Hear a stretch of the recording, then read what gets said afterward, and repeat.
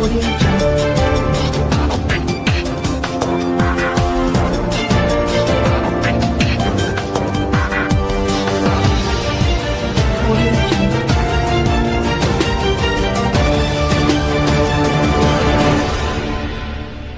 Doctor आज़म मुश्ताक, आप लोगों के सवालात के जवाबात के सिलसिले में एक अहम टॉपिक है।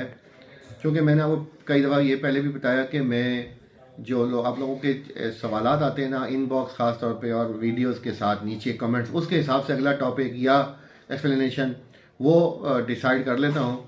और कोई वीलॉग या इस किस्म का सिस्टम अभी तक हमने शुरू नहीं किया।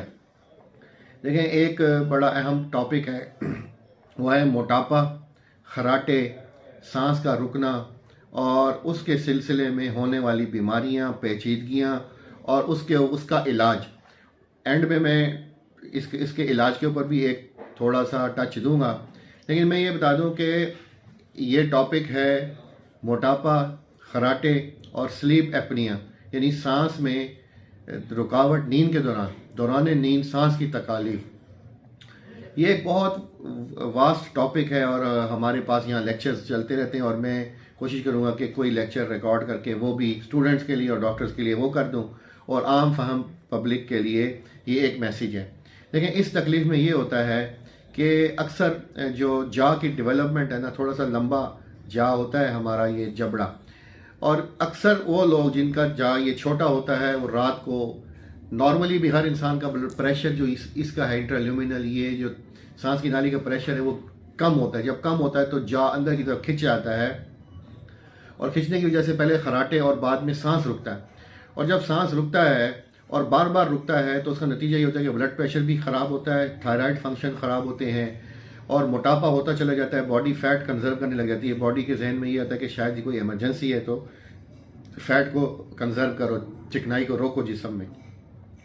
और फिर उसका ये नतीजा भी निकलता है कि सुबह के वक्त नींद आती रहती है, डे टाइम सोमनोलेंस जिसको कहते हैं, और उस नींद के नतीजे में कंसंट्रेट नहीं कर पाता। ऑफिस वर्क तो एक तरफ रहा, स्कूल काम तो चलें उसका अपना ही नुकसान होता है खाली, लेकिन जो ड्राइविंग कर रहा है, जो उड़ान भर रहे हैं या जो कोई अहम चीज़ें चला रहे हैं, बसें चला रहे हैं, और उसको अगर दिन में नींद आती रहे तो एक्सीडेंट्स होते हैं। और फ़ॉरेन में और यूरोप में इसका टेस्ट होता है डॉक्टर्स का भी और आम ड्राइविंग लाइसेंस देते वक्त भी कि स्लीप एपनिया तो नहीं है कहीं।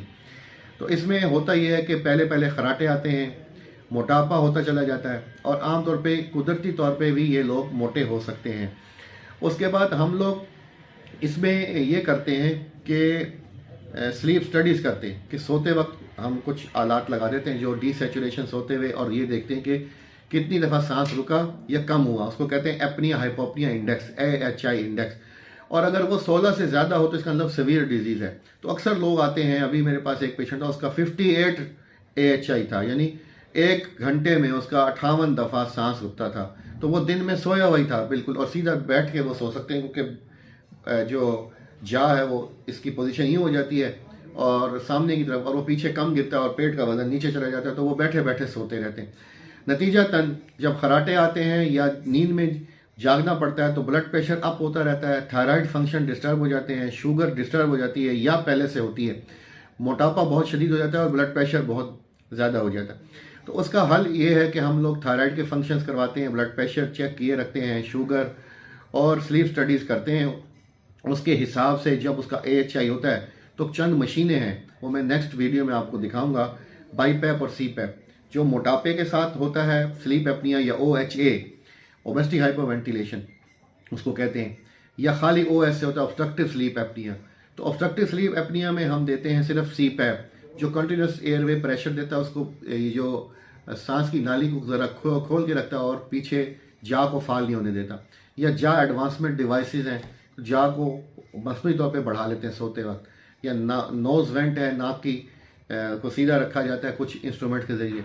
लेकिन मेन जो है वो CPAP और बाईपैप मशीन है। C का मतलब continuous positive airway pressure CPAP, और बाईपैप का मतलब by level positive airway pressure.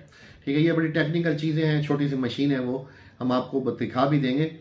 अलग ये कि कुछ लोग समझते हैं कि यार ये मशीन लग गई तो बस मैं गया, ऐसा नहीं है। उस मशीन से आपका सांस चूँकि नहीं रुकेगा, नींद बेहतर रहेगी, तो आप के ब्लड प्रेशर, शुगर और हार्ट का, जो हार्ट फेलियर की तरफ जा रहा होता है मरीज़, वो भी बेहतर हो जाता है बाईपैप से। और फिर वज़न घटा लें तो अक्सर लोगों ने फिर वो बाईपैप या वापस कुछ कम कीमत पे बेच दिए हैं और कुछ ने अपनी अलमारियों में रखे हुए हैं। और बहुत सी मिसालें, फिर वो स्लिम हो जाते हैं और ये बीमारी भी बहुत कम या बिल्कुल ख़त्म भी हो सकती है। और बाज़ दफ़ा ANT की वजूहात होती हैं कुछ, तो उसके ऑपरेशंस भी होते हैं छोटे छोटे, तो वो इस वक्त स्पेक्ट्रम का हिस्सा नहीं है। लेकिन बताना यह था कि मोटापा बज़ात ख़ुद भी एक बीमारी, इसको कंट्रोल करना बहुत ज़रूरी है। अच्छा, और ऐसा मरीज़ जो स्लीप एपनिया वाला है, ऑब्स्ट्रक्टिव स्लीप एपनिया वाला है, मोटापे वाला है, वो सीधा बिल्कुल ना सोए, साइड पे सोए और सिरहाना जो है 2 फुट ऊंचा रखे।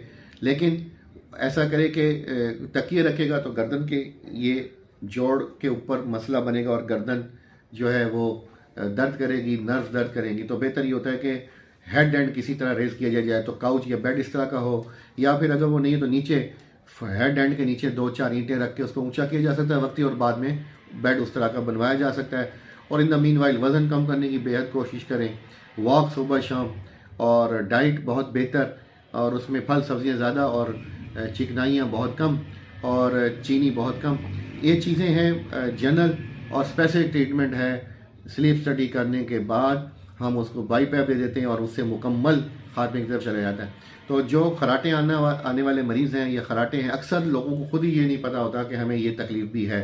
तो खराटे वाले जो लोग वो अलर्ट हों और अपना चेकअप भी करवाएं कि आया उनका सांस भी रुकता है कि नहीं, दिन में उनको नींद आती रहती है कि नहीं, और डे टाइम उनका कंसंट्रेशन में, काम करने में प्रॉब्लम आ रही हैं या नहीं, इससे पहले कि वो बहुत सीवियर हो जाए और फिर कंट्रोल करना मुश्किल हो जाए।